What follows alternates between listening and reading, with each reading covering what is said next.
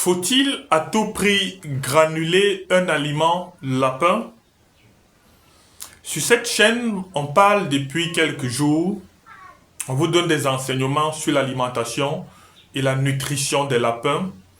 Et aujourd'hui, on revient sur une problématique et qui me semble très importante, celle de la granulation ou non des aliments lapins, parce que beaucoup aujourd'hui ont la compétence, ont la connaissance qui leur permet de formuler un aliment lapin, ou alors beaucoup hésitent à souscrire à des formations pour la formulation des aliments lapins, disant qu'ils n'ont pas de granulés. Alors la question qu'on se pose, c'est est-ce qu'il faut impérativement granuler ces aliments? Dans cette vidéo, je vous donne mon point de vue pour avoir utilisé par le passé, à mes débuts, un aliment en poudre et aujourd'hui un aliment granulé. Si tu me découvres pour la première fois, mon nom est Bertrand Radjik. Je suis promoteur du Eden Farm Groups. Notre mission principale consiste à apporter aux entreprises agro-pastorales en Afrique la meilleure expertise pour leur permettre de viser et d'atteindre l'excellence dans l'urgence.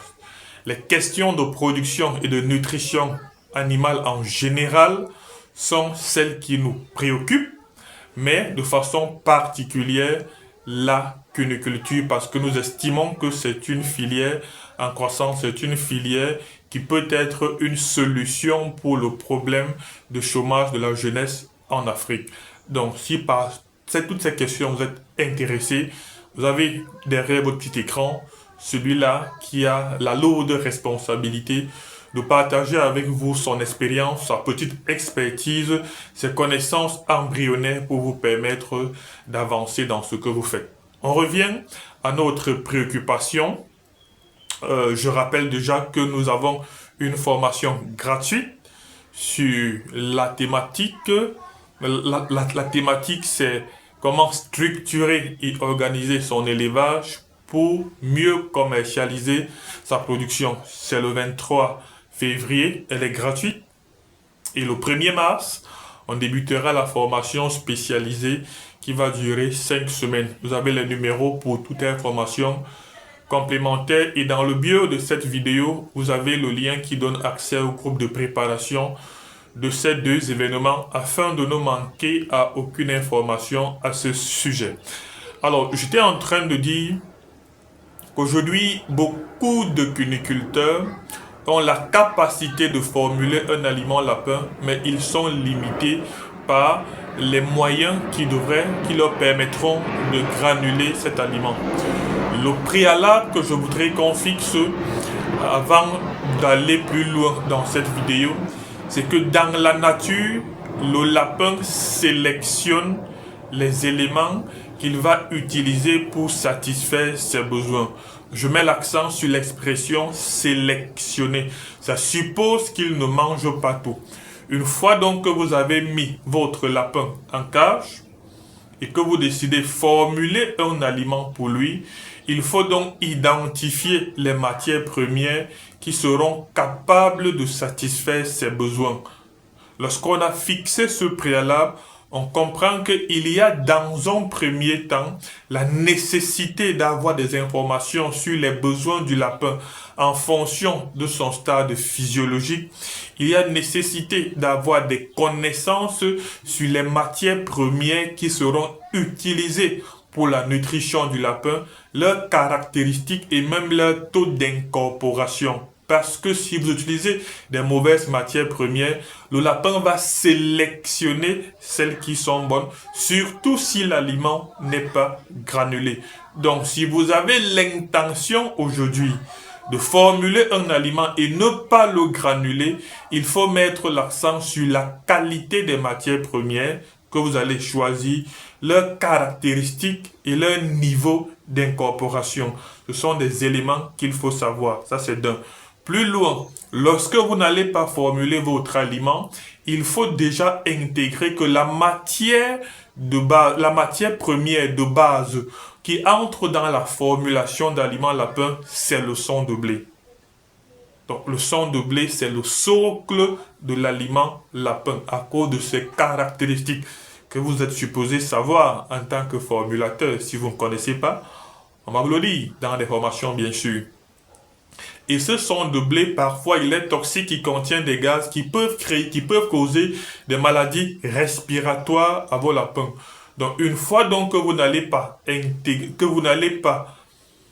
granuler votre aliment, il faut prendre des dispositions pour limiter les effets de ces gaz contenus dans le sang de blé. On peut, par exemple, utiliser un liant comme l'huile de palme, qu'on va incorporer dans l'aliment afin de limiter ses effets. Mais attention, l'huile de palme, c'est uniquement de la matière grasse.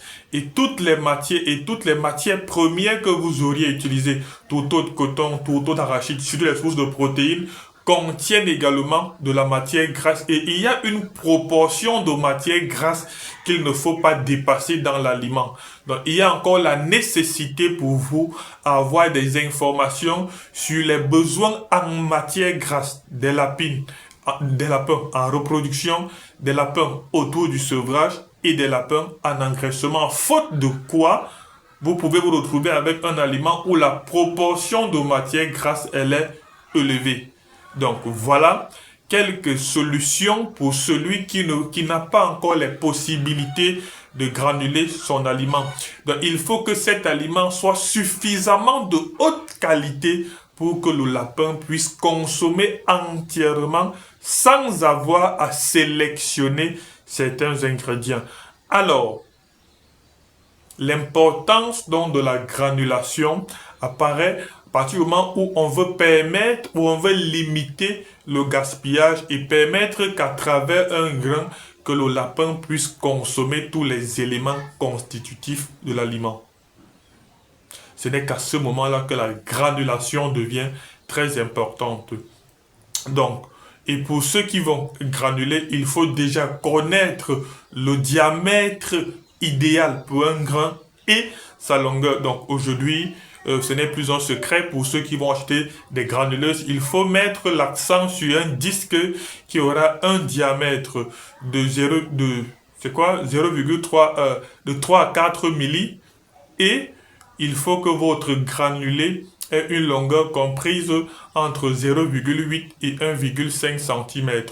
Donc voilà les dimensions idéales pour le granulé de votre aliment lapin. Maintenant, lorsque vous allez choisir même des matières premières qui ne sont pas de qualité et que vous allez granuler l'aliment, vous allez observer parfois des gaspillages. C'est-à-dire, le lapin essaye de verser l'aliment avec ses pattes avant. Il essaye de fouiller. Là, il a espoir qu'il va trouver quelque chose de meilleur en bas. Donc, le réflexe de sélection réapparaît encore. Donc, il va gaspiller, il va verser l'aliment espérant qu'il va trouver quelque chose en bas, soit pour complètement écraser ce granulé, pour le rendre en poudre et identifier donc parmi cette poudre ce qui sera nécessaire pour lui, ce qu'il va pouvoir consommer sans difficulté.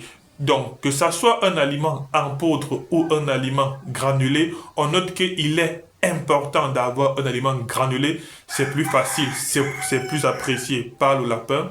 Mais, vous pouvez travailler avec un aliment non granulé. Le plus important, c'est la maîtrise des besoins du lapin en fonction des différents stades physiologiques. C'est la connaissance des matières premières et leur niveau d'incorporation pour obtenir un produit final qui soit de très haute qualité et apprécié par l'animal. Comme je l'ai dit, n'oublions pas notre masterclass qui débute le 1er mars 2025. Ciao!